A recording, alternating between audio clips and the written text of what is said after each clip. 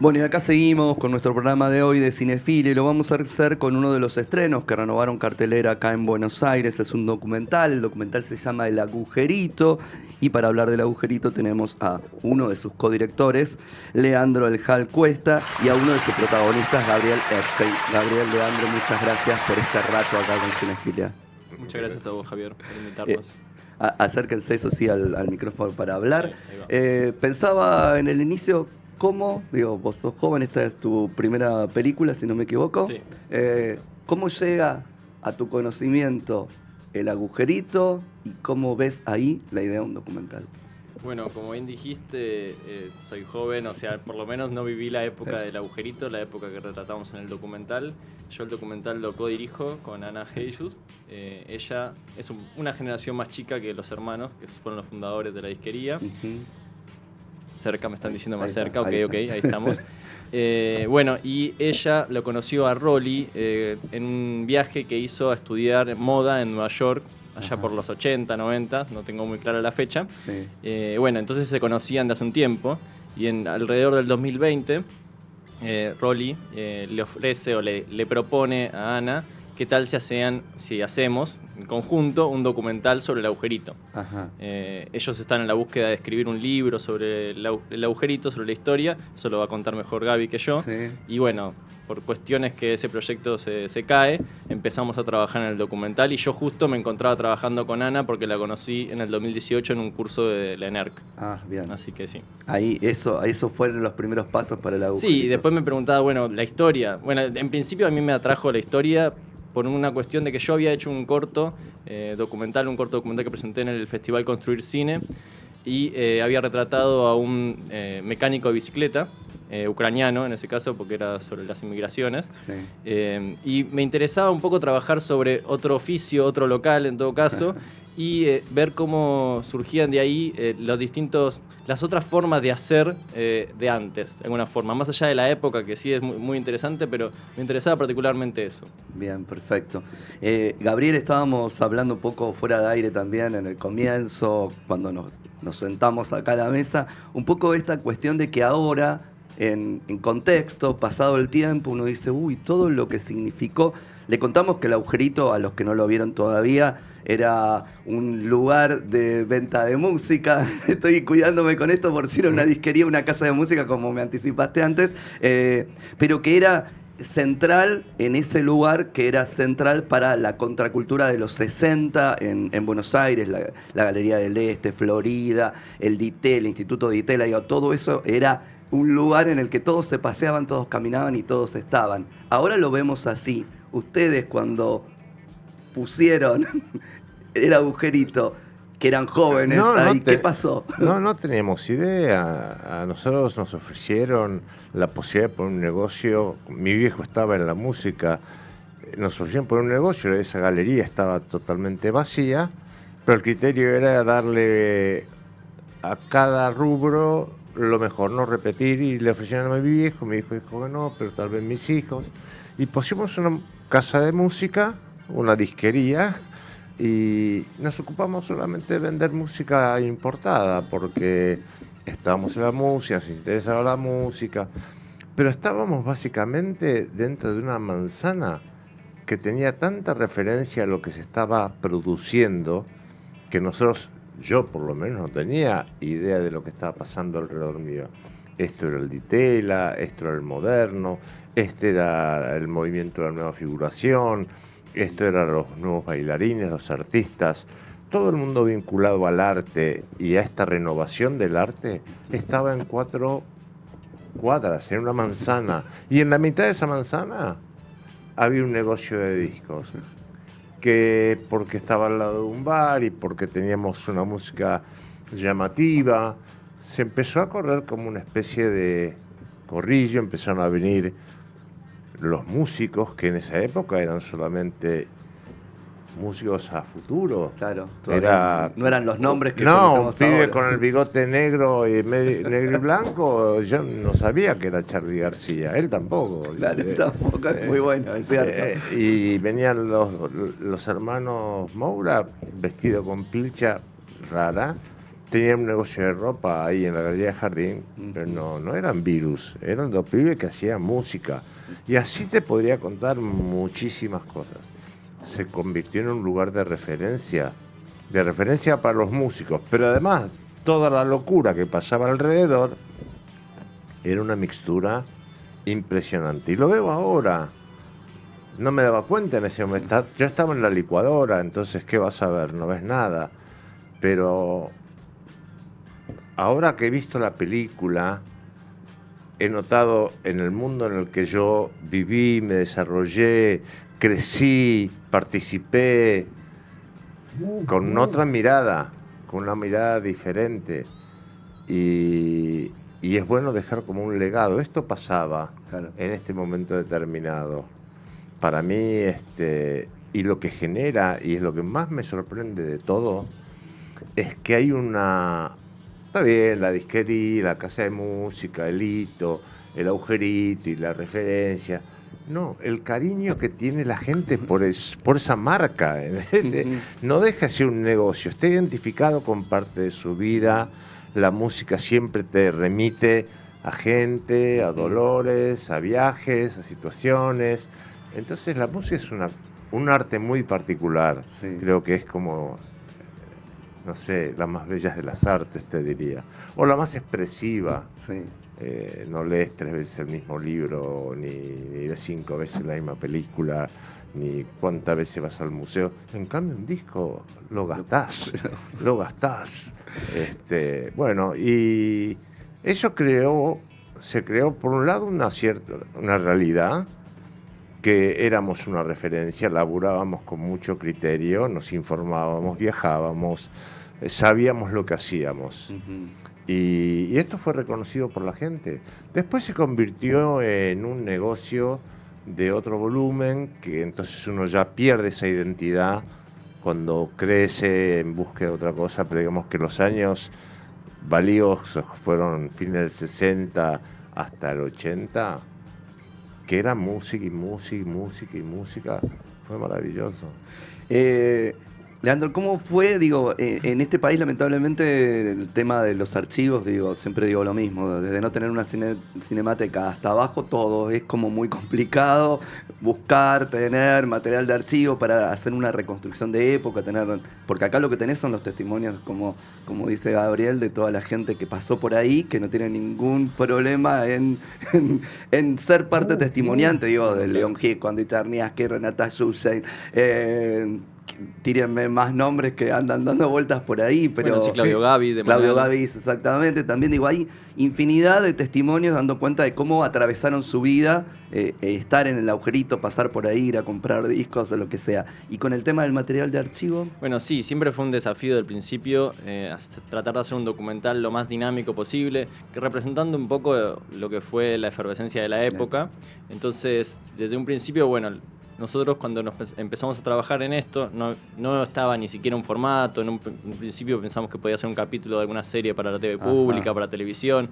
Hicimos un corto de 7 minutos alrededor de eso, donde pedimos a amigos de los hermanos y también a algunos famosos que pudimos contactar que nos mandaran un testimonio.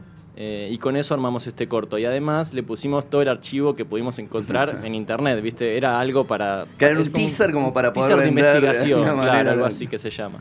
Y ahí pusimos todo el archivo y nos fuimos dando cuenta que todo el archivo de esa época eran siempre el mismo. En todos los documentales eran los mismos archivos que estaban en el Archivo General de la Nación, pero que a nosotros no nos interesaba mostrar lo mismo, ¿no? Nos interesaba tener otra cosa.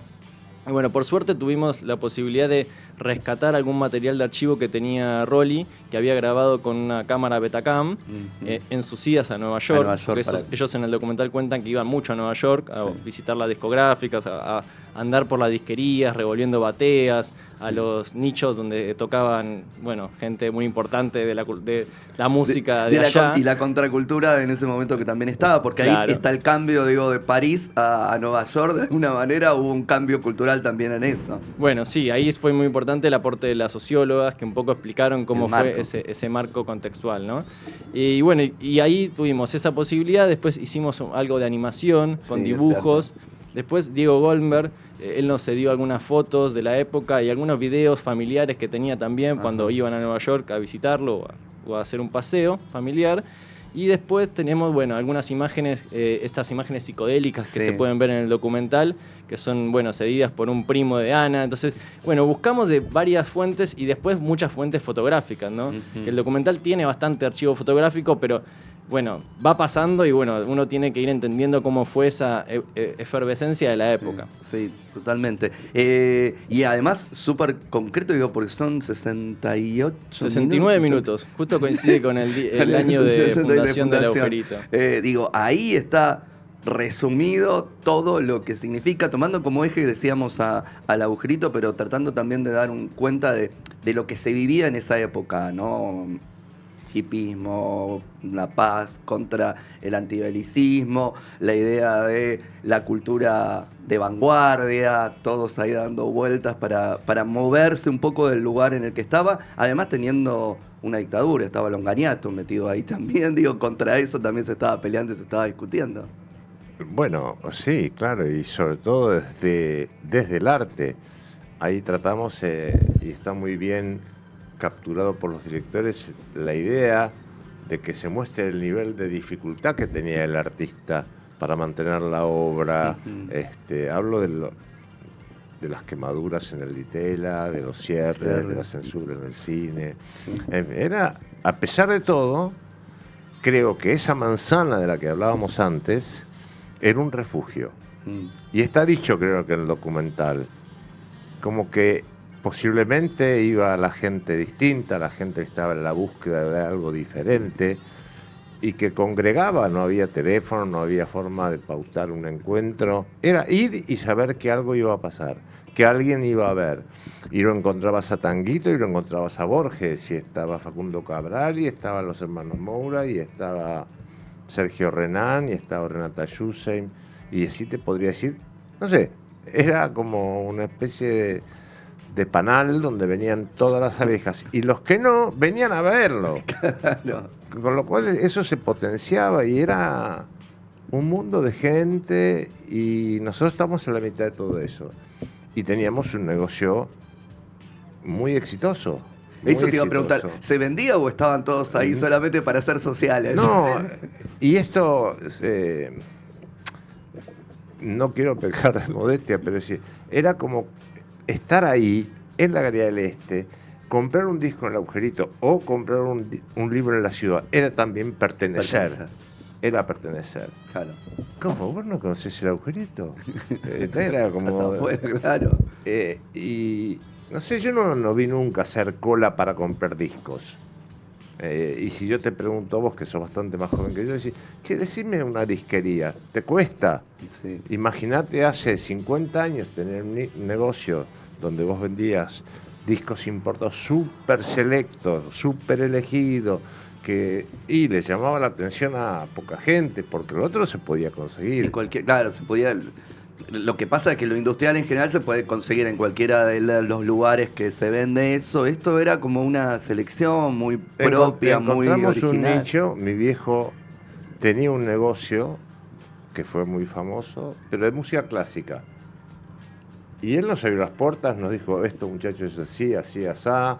Nos explicó más o menos cómo era el negocio. Hicimos lo mismo, pero con otro género. Sí, pero estableciendo, al igual que mi viejo, vínculos personales con los clientes. Claro. No era simplemente dame tal, tomá cuánto cuesta y hacer la transacción comercial, sino era charlar, debatir, intercambiar. Aprendimos mucho de los clientes porque muchísimos de ellos sabían mucho más que nosotros por experiencia, por dedicación, por lo que fuere. Pero mucha gente venía a charlar con nosotros, otros se paraban directamente fuera del local donde había un parlante y escuchaban la música, tan simple como eso. Y eso creó un hábito. Claro. Y la gente, ¿qué hace? Y no sé, me voy a la Galería del Este y veo. Y paso por el agujerito. Y veo. ¿Qué sé yo? Y sí, veías de todo. Y para estos jóvenes que eran ustedes, Rolly, tu hermano vos, digo, Susana después por ahí también, ir a Estados Unidos, ir a Nueva York, comprar, traerlo, ¿cómo era todo eso? Bueno, eso tuvo diferentes etapas. Al principio, nosotros teníamos digamos, una importación por mes, ponele. Entonces, nosotros comprábamos los discos que queríamos comprar, pero además hacíamos como servicio a domicilio. Te preguntábamos si vos querías algún disco en particular, lo Ajá. incorporábamos en esa lista y entonces esperabas 30 días. Ajá. En la medida que hubo cada vez más pedidos y que fue creciendo, los 30 días se convirtieron en 15, en 20 y se hizo una rueda en donde nosotros teníamos cada vez más importaciones, cada vez más grandes, y eso empezó a ser como... Y abrimos un segundo local a la vuelta, por un tema de espacio, que tenía 2 pisos, y la gente hacía cola ahí, se mataba por detrás, y era todo muy alucinante para mí, tener un negocio, como dice Juanse en el documental, Sí. y hablando de Frank Zappa, dice, uno tiene que acostumbrarse a fracasar, ¿no? Y yo dije, mira, esto me está pasando a mí, flaco, la gente. Y bueno, y la pasé muy bien, y la gente distingue eso, que hacíamos, como decía mi hermano, éramos como profesionales, ¿no? Sabíamos de qué hablaba, la gente que laburaba ahí laburaba y tenía el mismo conocimiento que nosotros o más, hablaba un mismo idioma, vendíamos lo que nos gustaba, lo que no nos gustaba no vendíamos. No sé, ¿y dónde? No sé. Busque por otro lado. ¿Te puedo hacer una pregunta, Gaby? Sí, porque en el documental no se cuenta mucho, pero nosotros un poco lo retratamos a través de la escenografía o la locación en la que los pusimos a ellos a ser entrevistados, que es esta caja negra. Sí.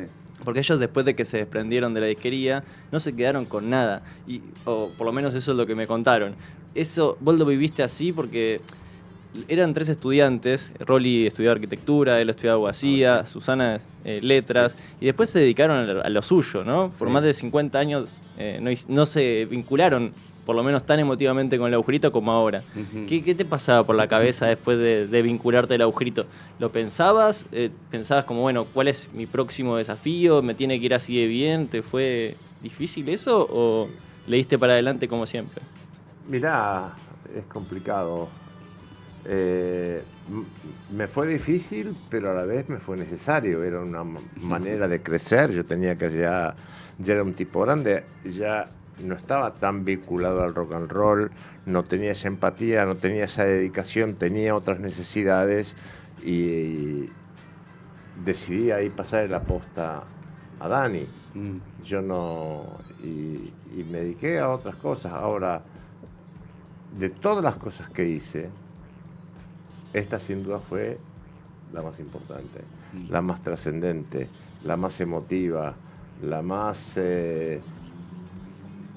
no sé, conmovedora por todo lo que cuento de lo que la gente devuelve. Y yo viajaba a los 19 años por Europa, Estados Unidos, a comprar música y ganaba guita. Era una cosa... Pero tu pregunta específica... No digo, no te pesaba eso de, bueno, ahora qué otra cosa ahora tengo que hacer, claro, me tiene que ir igual de bien que con el agujerito. Listón tan alto que después como hago. No, a mí las cosas, y a mi hermano también, nos fueron como todo el mundo, a veces bien, a veces mal. Salimos de una burbuja, pues esa burbuja explotó, ya la democracia creo que puso fin a todo eso que ya había sido, digamos, perdido, ponele. En la música se mantuvo un poco más de tiempo, pero no, está bien, son cosas que hoy veo a la distancia y me generan emoción, me generan entusiasmo, que la gente se entusiasme, pero también hay que largar, hay que dar paso. Es decir, hoy a mí me complace mucho, yo decía a él, que sea un joven director que puede interpretar de otra manera y que yo lo vea y digo, la casó, entendió de qué se trata esto. Bien. Pues está lleno de sutilezas, porque es más que una cosa familiar o de un negocio, es como todos van a ver, hay diferentes miradas, que algunas son autorreferenciales, otras son a lo que pasaba, a lo que nos pasaba, y el trabajo de las sociólogas es bien interesante. porque si no se saca todo de contexto y decís, flaco, ¿qué me estás Claro, contando? exacto. Este, No, no, es un retrato de una época que es muy, muy interesante para, supongo, para los que lo vivieron, para tomar distancia también, y para los que no también, darse cuenta de que hubo otro tiempo, de que las cosas se generaban de otra manera también. No sé, un montón de cosas me parece que es el agujerito, la disquería y el agujerito, el documental. Nada mejor que ustedes, que son los que hacen que inviten del otro lado a ir al cine, a ver cine. Bueno, sí, va a estar la película va a estar en el Gaumont toda la semana, todos los días. Hay 3 funciones, a la 1, a las 3 de la tarde y a las 8:40. Así que, y bueno, también vamos a estar en Chipoleti, en San Martín de los Andes Bien. y en Caseros. Así Bueno, que bien. ahí creo que en las redes de Duermevela lo pueden ver ahí los horarios. Bueno, muy bien ahí. Entonces busquen Dobrame Vela, que es una de las productoras del documental, para ir rastreando por dónde va a asomarse el agujerito. Y para los que están acá, aprovechen. Corriendo véanla, pues la para... van a pasar bien, Sí. porque eso, y cualquier joven o viejo en algún momento se va a sentir identificado con algo de lo que van a ver o escuchar. Totalmente, totalmente. Vayan a disfrutar del agujerito. Leandro, Gabriel, muchas gracias por este No, tiempo. gracias a vos por Muchas gracias, Javier. Nos vamos a ir a nuestro segundo tema musical del día de hoy, que en este caso es Aerodynamic, el tema de Daft Punk, que también forma parte de Interestela 5555.